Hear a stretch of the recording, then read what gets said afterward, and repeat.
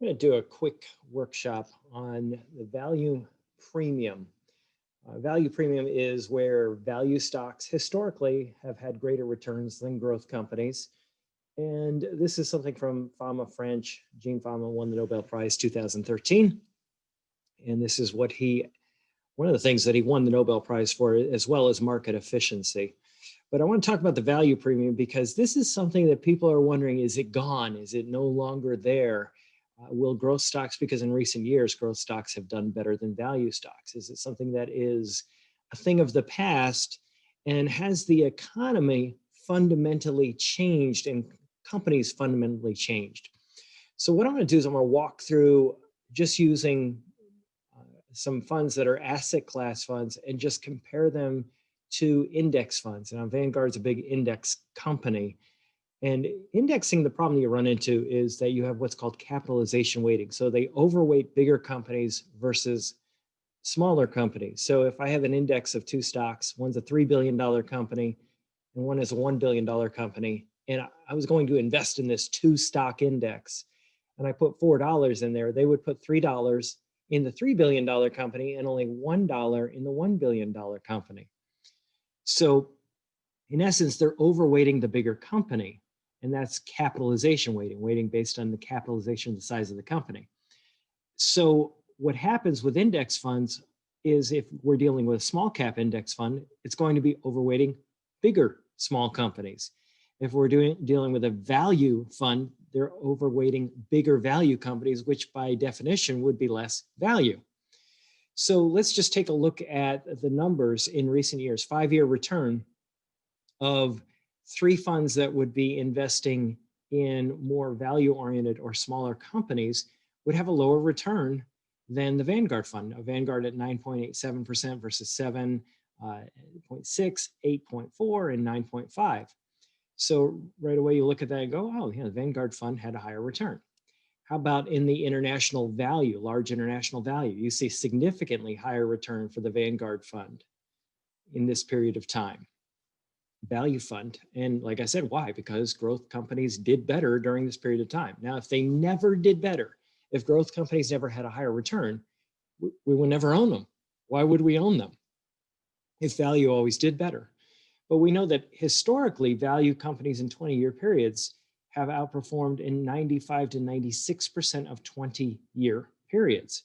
So there's a pretty good value premium history. We'll get back to that in a second. But let's take a look at international small companies and look at the Vanguard fund is in the middle. And we see that the Vanguard fund, well, not the international small company did a little bit better, the institutional fund, but it wasn't too far off. And the Vanguard fund did significantly better than the small value international fund, the institutional asset class fund. So again, the index did better. In this particular case, large value, the Vanguard fund did better here as well over the last 5 years. And then if we look at the micro cap versus the Vanguard small cap, we say, well, Vanguard did better there as well. And then finally, small value, again, the Vanguard fund did better. Well, why not just put all your money in an index fund? Why not just do that if they do better?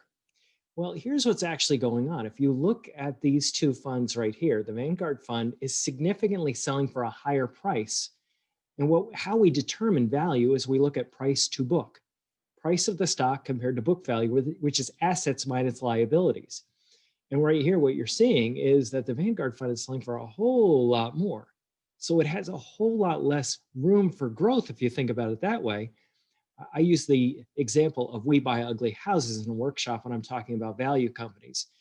Value companies would be an ugly house. An ugly house would sell for less than a pretty house. Well, if I'm buying and selling real estate, where do I have the greater likelihood of making more money? By buying ugly houses, as the billboards you see around town say. So in essence, what we see here is that the asset class fund is selling for way less. How much more? 140% less than the Vanguard fund. How about if we look at those two funds and compare them? Because Vanguard doesn't have a small cap fund. I'm just comparing everything to their emerging market stock fund. What's the difference there? 67%. In this fund, 17%. So all of the institutional funds are selling for way less compared to book value versus the Vanguard fund. Hence, the reason we want to own value companies is they have more room to grow. Now, if we look at international value, what's the difference there? Well, the Vanguard fund, again, is right now selling for a whole lot more, 58% more. How about international small companies? 15% more. If we look at international small value versus Vanguard's, they don't have an international small value fund. So I'm just comparing them both to the same one. The institutional fund it's a difference, significant difference, 94% higher price for the Vanguard fund. That's a pretty doggone big difference. If we look at large value stocks, we see a 38% difference. And you're starting to see a pattern here. Institutional funds selling for way less. Why? Because they're not using that strict capitalization weighting like the Vanguard fund is. So the Vanguard fund is a whole lot more growth oriented, which helped it out in the last 5 years. And the reality of it is, though, will growth stocks continue to outperform value? It's happened before where in 5-year periods, there's been several 5-year periods where that has happened, but it hasn't happened where they've continued to outperform in the next 5-year period. So the likelihood is pretty slim. If we look at small company value, we see a 54% difference right there. That's a pretty big deal. Now, what happened? We've had a pretty big event in the past month and a half, and that's called an election. And elections have consequences, and now we're still kind of waiting to see because we're not positive on the outcome. Some people will say we're definitely positive, but there's some people that say no, that's still up for review. But let's just take a look at what happened from the election until now. We notice that emerging markets, the fund that's a Vanguard fund, had an actual, which is the fund on the bottom, has had a lower return than all other asset categories, all other institutional funds, excuse me, for small value and emerging markets, 11% versus about almost 16 and 15 and 13. So since the change has taken place, that's a pretty big difference. So we're looking at it and going, wow, we don't know what's going to happen in the future. I don't want to make a prediction, but I'm just saying since that election change, this shows you how fast this stuff can actually start to change. If we look at foreign value, we see same thing. Vanguard fund is under the institutional fund. If we look at small international, again, Vanguard fund underneath the other two. If we look at the value fund, now we've started to see a change. The Vanguard fund is underperforming the one that's more value. Why? Because value started doing better relatively, and small companies started doing better relatively. Like I said, trees don't grow to heaven. Just because something's done well in the past doesn't mean it's going to continue to do well. And we look right here, microcap versus small cap. Again, the Vanguard fund under the institutional, and small value, same thing. Vanguard fund under the institutional. Now, some people have said, well, the reason value is underperforming is there's just been a basic change in the economy. And I would go, well, what do you mean? Well, they're saying that there's been a change in the economy, and these companies that are the old guard value companies, the technology, things are just changing.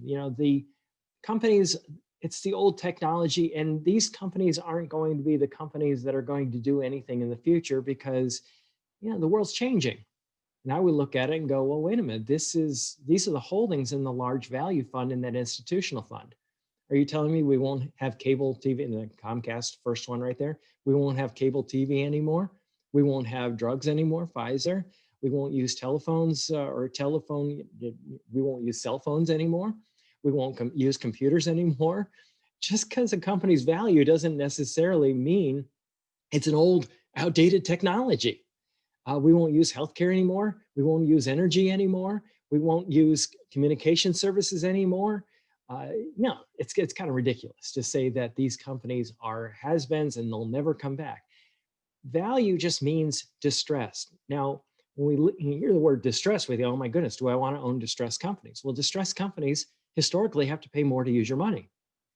So technically, yeah, value companies, a lot of times when we get these market downturns historically, we see value companies go up when we have these market downturns. Think of year 2000. When the tech bubble burst, actually value companies went up. 2001, value companies went up. So yes, we definitely want to own value companies and portfolio to diversify the portfolio. Oddly enough, we think, wow, value is more risky, isn't it? Yeah, but when we put it together with other things, it historically reduces the risk of the portfolio. Now, if we look at small value, say, well, are these all just has-been companies and industries? No, again, we see the same type of industries here, from financial services to energy to basic materials and industrials. And one of the things you want to notice here is a lot of the growth companies that we have seen have such great performance recently have been some of the companies that have benefited from the interesting changes that have happened in the past couple of years. And that's what you're seeing right here. If we look at the first 84 years from 1926 through 2010, we see value in the first chart. Value had a significant outperformance versus growth, and hence we hear the value premium. But if we look at 2010, now let's look at the next 10 years. So we stopped the data at June of 2010 in the first chart, right? Well, let's look at the next 10 years after that. This was a chart that I found a little bit earlier this year, and I thought was really good. But basically what it was showing us is that over the next 7 years, yeah, growth stocks did a little bit better than value. You can see 16.6 versus 14.3. But the last 3 years, if you look at that, we say, whoa, that's a huge skewing where growth stocks did way better than value. Well, what happened in the last 3 years? Well, one big thing is COVID, right? Another thing is with Trump's presidency, he did a lot of things which were fairly unusual in using tariffs and things like that to try to change how companies were doing business, and companies would have to change their supply chains. So that had a really disruptive effect. Now, does that last forever? Well, no. I mean, you have presidential changes. Even if he won the next 4 years, he wasn't going to be president forever and wasn't necessarily going to do the same things that he did in the first 4 years. If you look at Reagan's first 4 years, certain companies benefited way more than in his second term. In the second term, interestingly, international stocks did way better than the US, and he's remembered as a president that was very focused on the US. Now, if we look at that period of time, we see that to June 2020, that negative 21, seeing where that comes from is you look at the last 3 years right there. The difference between a negative 3% return versus positive 18 is negative 21, difference of negative 21. That difference in return between value versus growth, if we put it on a bell curve, which is where we're measuring the likelihood of something happening, it is what we call an extreme tail event. In other words, it's such an unusual period of time, it's almost off the charts. It's an outlier, as we would call it. So this is a very unusual period of time. Well, do we like to make investment decisions based on really unusual periods in history? Probably not a good idea. Let's take a look at the Vanguard Growth Index Fund. Let's just take a look at that fund and look at the return over the past couple of years. It's a pretty extreme period in time. Why? Again, a big part of it was COVID. We look at a virus, but there have also been changes even before that have been very, very beneficial to just a few companies. Who are those few companies? Well, we see them right here: Apple, Microsoft, Amazon, Facebook, and Google. We call them the FANG M companies. So these companies literally have benefited tremendously. Look at the percentage. We're looking at 10% of this index fund is one company, just Apple. 10.54, see the second column there. And then you see Microsoft is almost 10% and Amazon almost 10%. You look at that and go, wow, yeah, just a few companies have really benefited tremendously from this economy. Now, if we look at the price to book of this portfolio, 6.78. Well, if we look at historically the S&P 500, it's 3.4. And price to earnings, 30. Historically, the S&P 500 price of stocks compared to earnings is about 16. So these companies are really high priced compared to, now I'm not saying they're overpriced. I'm just saying there's no bargain on the table waiting for somebody to pick them up. And for me to go shift my portfolio more over these companies would probably be a really bad idea. Now, if we look at this, it's kind of funny, alpha 6.92. I like to pick on this just because the idea of alpha is that that's the extra return that an investment manager adds through their brilliant management of a portfolio. Well, this is an index fund. It's not being managed. So it's kind of being silly to have that number in there. Those of you that understand these risk and volatility measures would get a kick, if you'd get a kick out of that. Now, note how many of these companies up here are technology and communications. Look at the far right column in the biggest chart here. Tech, consumer cyclical, which is an Amazon, which would be more a techie consumer cyclical company. Communications, these are all companies that would benefit from what? A virus that shuts down lots of businesses and makes people stay home because you got to use your computers and you shop from home. Now, here's the thing about why are we seeing maybe a little change taking place? Well, news affects markets. What kind of tax changes could we expect under Biden? Is the first headline right there. That could have an effect on markets. UK economy expands 7%. COVID vaccine. So we see that the dollar has been weakening versus other currencies. Why? Because other currencies, other countries are starting to get their act together a little bit. And, we're looking at the vaccines actually being rolled out over there. And say what you will about the vaccine. Some people are saying, I just don't believe it. I don't want to take it or whatever. And that's not the point. The point is that these economies are starting to open up because of this and because of possible trade deals and things like that. Now, if we look at other companies around, there are some companies that are looking at, you see this Amazon spin-off healthcare due to fight antitrust. There could be antitrust legislation that actually causes some of these bigger companies some problems down the road. Apple Pay, that's an issue. They're dealing with possible antitrust. Amazon, fresh antitrust battle with European regulators. Facebook, Google, facing multiple antitrust lawsuits. British officials propose new regulator for biggest tech firms. That could have make a big change in what's happening to some of these companies that have dominated for so long, opening the way for smaller and more value-oriented companies that haven't benefited as much from the economy. So is the value premium gone? I think it would be like somebody that once said that rumors of my death are greatly exaggerated. You'd have to assume that investors no longer require higher returns for risk taken. You'd have to assume that investors are just dumb and they love taking more risk for less return. And that's probably not a good assumption to make. The other thing to remember is past performance is what? No guarantee of future returns. So don't look at past performance and think it's always going to continue in the future.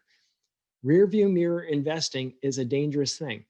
Now, it's really tempting to go down this road because instincts, I, plus emotions, E, tend to get magnified by the media and they tend to overweight the cognitive part of our brain. This is why we spend so much time teaching, because we want you to be a more informed investor. So I hope this helps.